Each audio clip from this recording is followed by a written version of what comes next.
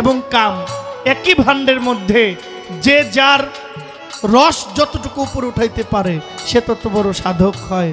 যে উঠাইতে পারে না ওই লোভে পইরা 3 পাও আগায় 4 পাও পিছায়। যৌবন বয়স যার যুদ্ধে যাওয়ার সময় তার। আপনি যদি সময় মতোই বুঝতে পারেন ওই রাস্তায় আমার যাওয়া উচিত না, তবে ওইখানে আপনার ক্ষান্ত দেওয়া উচিত। আসলে ছোট মানুষ আমরা, যদিও আমি অনেক কিছু বলেছি, অনেক কথা পালা করতে গিয়ে অনেক কিছু বলতে হয়, এভাবেই শুনে আসি, আমরা শুনে আসতেছি।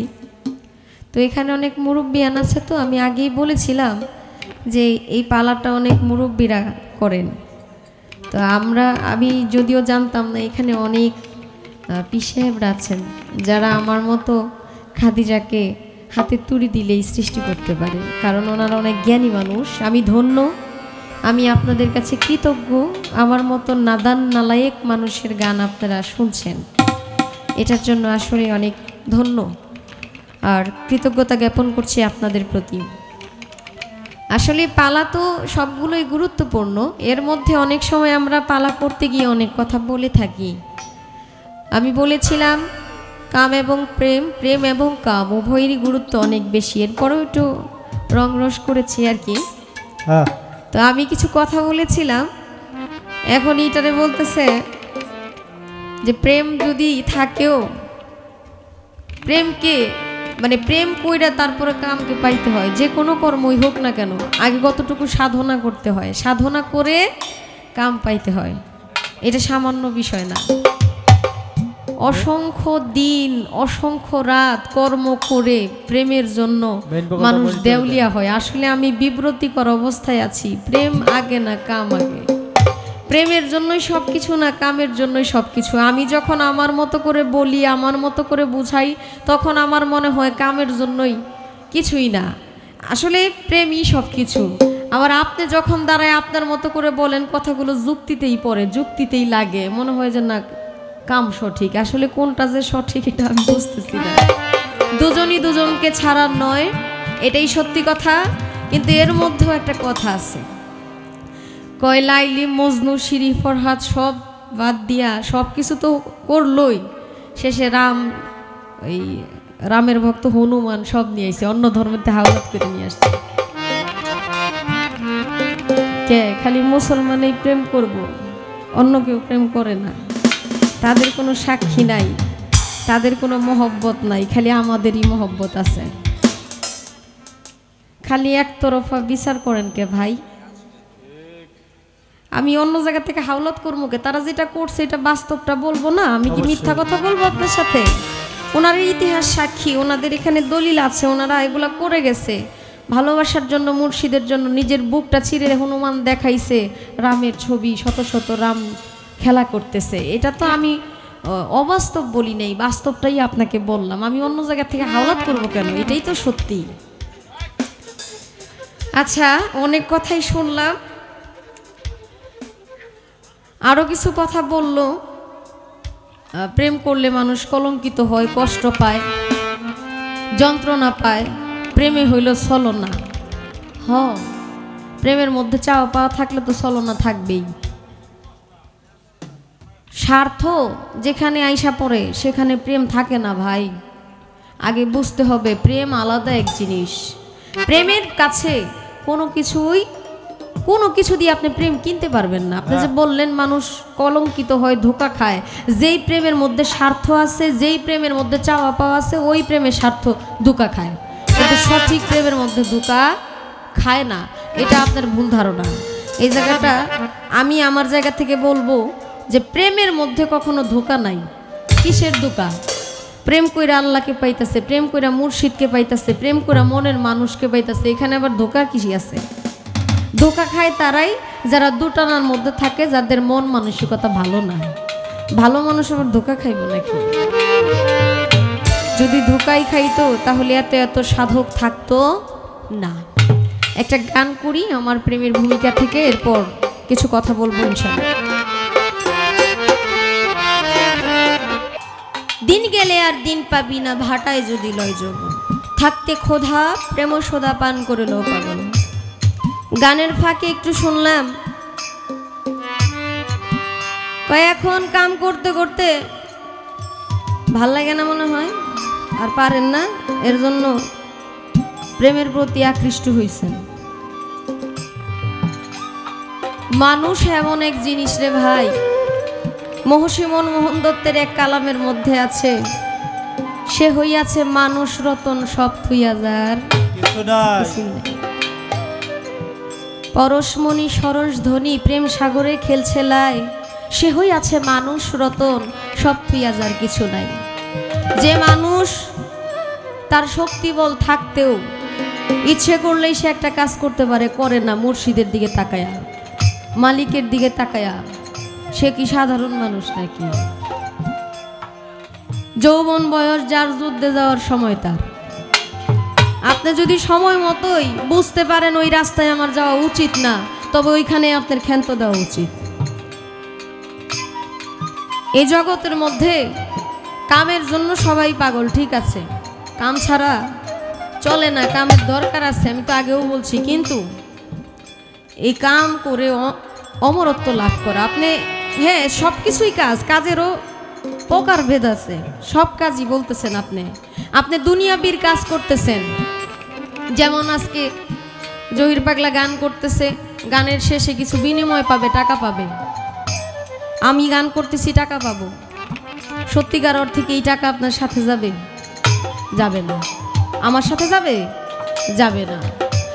অনন্তকাল যাবৎ মানুষ কাজকর্ম করে আসতেছে, সংসারের ঘানি টানতেছে, এটাও একটা কাজ, ঘরের কাজ করতেছে, এটাও একটা কাজ, রান্না করতেছে, এটাও একটা কাজ, যন্ত্র বাজাচ্ছে, এটাও একটা কাজ, কিন্তু এই কাজ কিন্তু প্রকৃত কাজ না।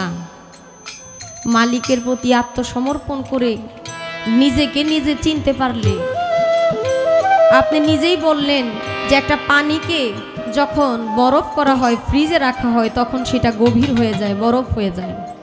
প্রেমিক হলে আপনি বরফ হবেন, কামক হলে না, আপনি কাম করবেন, দুনিয়ার যে কাজই বলেন না কেন, এই কাজ কি আপনার সাথে যাবে? যেই কর্ম আপনার করা দরকার আপনি কি সেই কর্ম করছেন?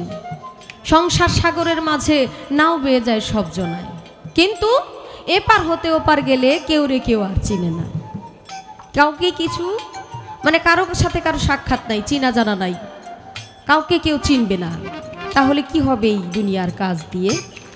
আমাদের উচিত, আমি আপনাকে বলবো, আমাদের উচিত এই দুনিয়াবীর কর্ম বাদ দিয়ে আমরা যেন অন্য চিন্তা ভাবনা করি, এতে আমাদের ভালো হবে। মালিক যেন এটা আমাকে বোঝার তৌফিক দান করে, আমি নিজেও যেন এটা বুঝতে পারি। এই দুনিয়াবীর কামের প্রতি যেন আমার মনটা একটু হলেও সরে যায়, একটু হলেও দূরে চলে যায়, আমি যেন সেই জায়গাটার মধ্যে না থাকি, আমার অবস্থানটা যেন একটু হইলেও পরিবর্তন হয়। আপনার ওই কথার উপরে ভিত্তি করে আমার এই কথাটা মনে হইল। একটি প্রশ্ন রেখেছে আমার কাছে, তা আসলে খুব মারাত্মকভাবে একটু পেঁচিয়ে প্রশ্নটা করেছে। একজন নবী প্রেমের দোহাই দিয়ে সে একজনকে হত্যা করেছে, একটা বাচ্চাকে হত্যা করেছে। আপনারা জানেন, কাল হাসরের মাঠে একমাত্র আমার দয়ার নবী মায়ার নবী ছাড়া সকল নবী বলতে থাকবে ইয়া নাফসি ইয়া নাফসি, কেবলমাত্র আমার দয়াল নবী বলবে ইয়া হাবলি উম্মতি। উম্মতকে এত ভালোবাসে, প্রত্যেকটা নবী কিছু না কিছু ভুল কর্ম করেছে, কিন্তু আমার নবীর কোনো ভুল নেই। মুসা নবী তার নিজের সন্তানকে হত্যা করেছিলেন, এটা অনেক বড় ঘটনা, আমাদের মুরব্বিয়ানরা আছে ওনারা এই বিষয়ে জানে।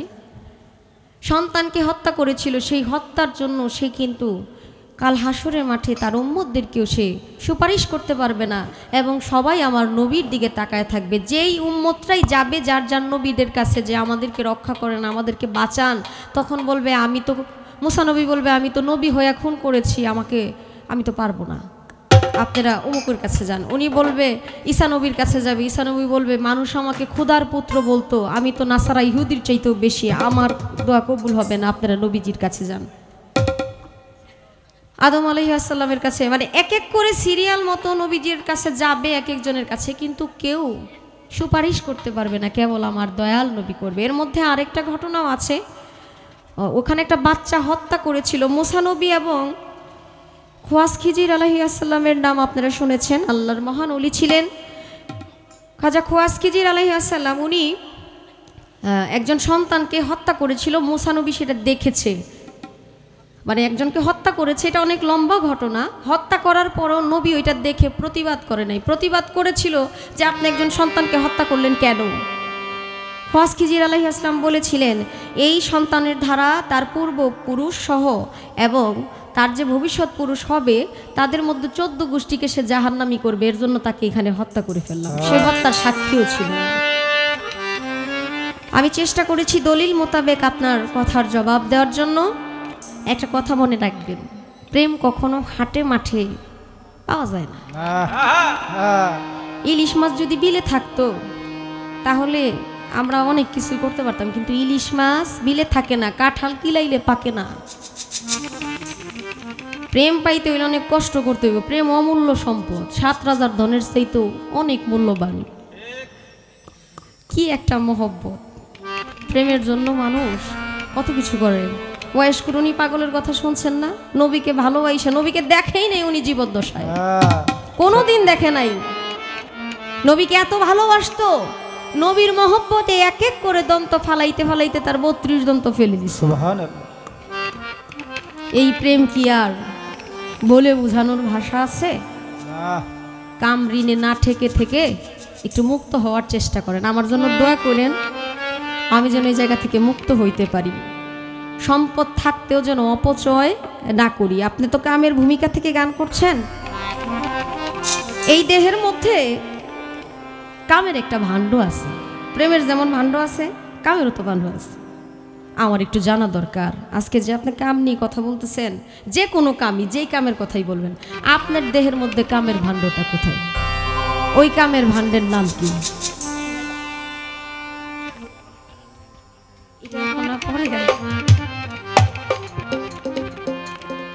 আমার পালা গানটা তো এখনো আছে। আমার পালা গান থেকে একটা গান রেখেছি, আরেকটা গান মাতাল কবি রাজ্জাক দেওয়ান সাহেবের বলবো।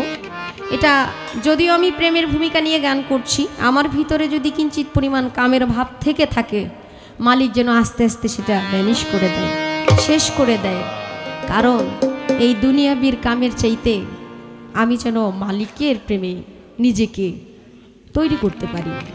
কারণ এই মানব কুল সাধারণ নয়, অনেক কষ্টের পরেই মানব কুলে এসেছি। আমি যেমনটা আচরণ করে যাব, সাধকদের কাছে এটাই শুনছি এবং এটাই শুনি, ওনারা বলেন যে এই মানুষকুল নাকি অনেক কষ্টের পর পায়। আমি যেমনটা আচরণ করে যাব, আমি আবার সেরকমভাবেই আসব। এত সাধনার পরে আমি এই মানবকুল পেয়েছি, সাধু সঙ্গ পেয়েছি। আমি কেন সাধু সঙ্গ করছি না? কারণ সাধু সঙ্গ, ভালো সঙ্গ, সে সঙ্গ আমার হলো কই?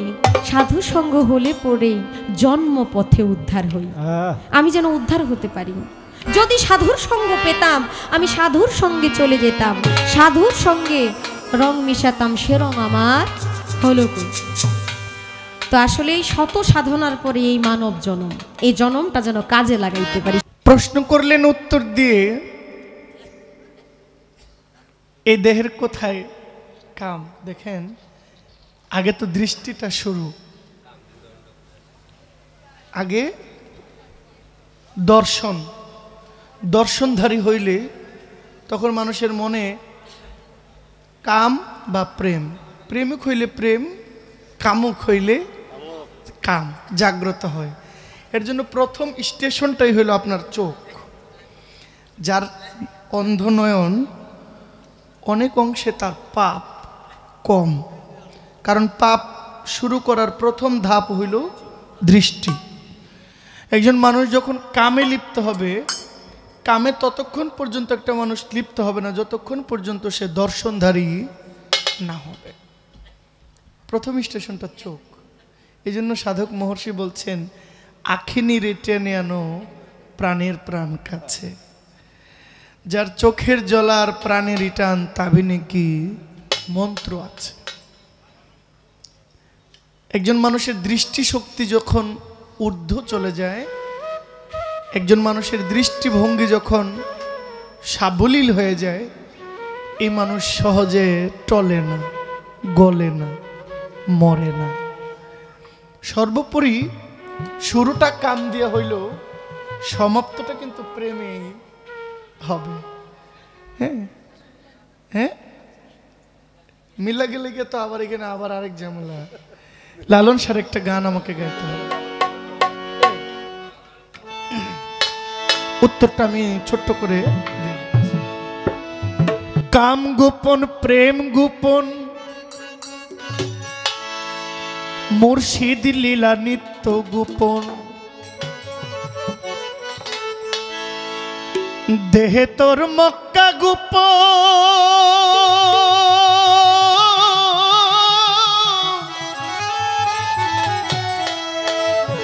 দেহে তোর মক্কা গোপন, তাও হইল জানা জানি। যেমন দুধে মাখন আছে, আচ্ছা এটা কেউ দেখতে পারে কি? এটা মৈথুন করলে মাখন পাওয়া যায়। তেমনি আমাদের প্রত্যেক মানুষের জীবনটা ভুলে ভুলে যায়। কেন যায়? আমাদের জীবনটা ভুলে যায় যে আমরা মৈথুন করে মাখন তুলতে পারি না, যার জন্য আমাদের দুধ বাদ যায়। তেমনি একজন মানুষ যদি প্রেমে গিয়ে না পৌঁছায়, তার এই ভবে আশাটাই যেন কেমন বৃথা হইয়া যায়। কেন রে মন সাধুসঙ্গ নিলে না? এই কত লোক সাধুসঙ্গ ছাড়াই বিদায় হয়ে গেছে, সাধুসঙ্গ করেও নাই, বুঝেও নাই। তার উপায় কি? তার উপায় কি? তার করণীয় কি? যে লালন শাহ বলছেন, বেসরার নে যারা তুফানে যাবে মারা এক ধাক্কায়। যে জায়গা দলিল হয় নাই সেই জায়গা তো খাসের জায়গা, এই জায়গা তো আপনার না। আপনি এই জায়গার খাজনা দেন না, তো খাজনা না দেওয়ার কারণে জায়গাটা বাতিল হয়ে গেছে। এই দেহটারও খাজনা আছে, এই খাজনাটাই পাবে যিনি প্রেম বস্তু উৎপাদন করেন। তেমনি দেহের মধ্যে প্রেম আছে, কিন্তু সবাই জানে যে কামের মধ্যেই ঘষাঘষি। এই জন্য লালন শাহ বলছেন, কাম গোপন প্রেম গোপন মুর্শিদ লীলা নিত্য গোপন, এই দেহে তোর মক্কা গোপন,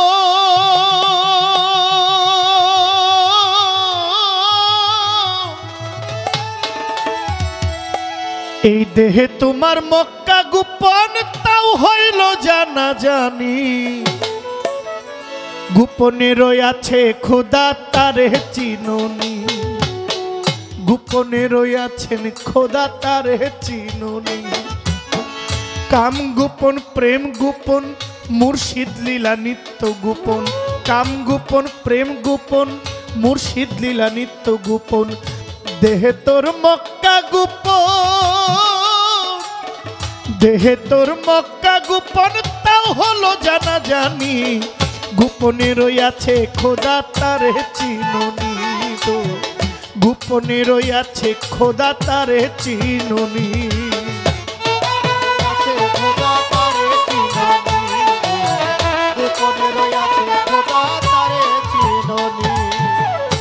আদমে আহাদ গোপন মিমে দেখো নূর গোপন, আদমে আহাদ গোপন মিমে দেখো নূর গোপন, নামাজে মারিফত গোপন, নামাজে মারিফত গোপন, তাও কি তুমি জানোনি? গোপনে রয়াছেন খোদা তারে চিনুনি, গোপনে রয়াছে খোদা তারে চিনুনি।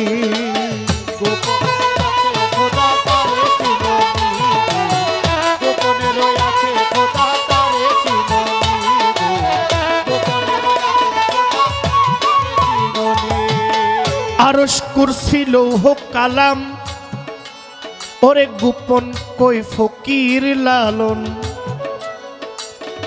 আরশ কুরসি লৌহ কলম, ওরে গোপনে কই ফকির লালন, ওরে উপরে আল্লাহ গোপন,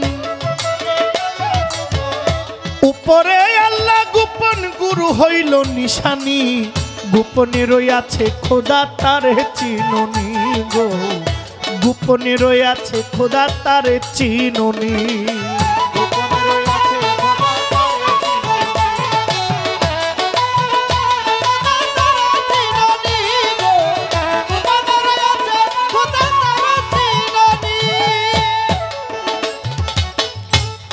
কাম একটা আয়না স্বরূপ,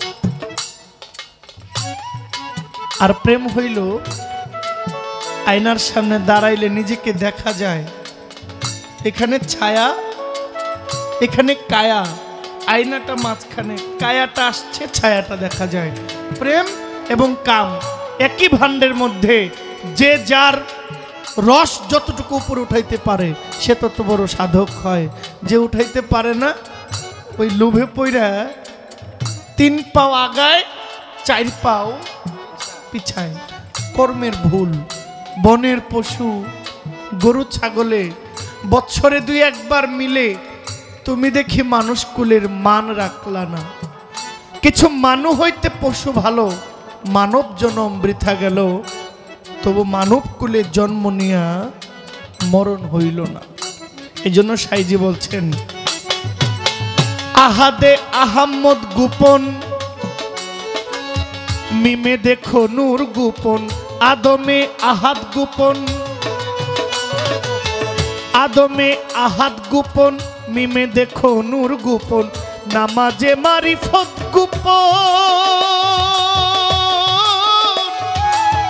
নামাজে মারিফত গোপন। তাও কি তুমি জানোনি গোপনে রইয়াছে খোদা তারে চিনোনি গো, গোপনে রইয়াছে খোদা তারে চিনোনি।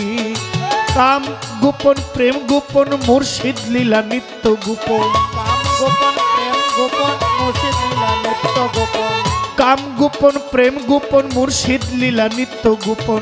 দেহে তোর মক্কা গোপন,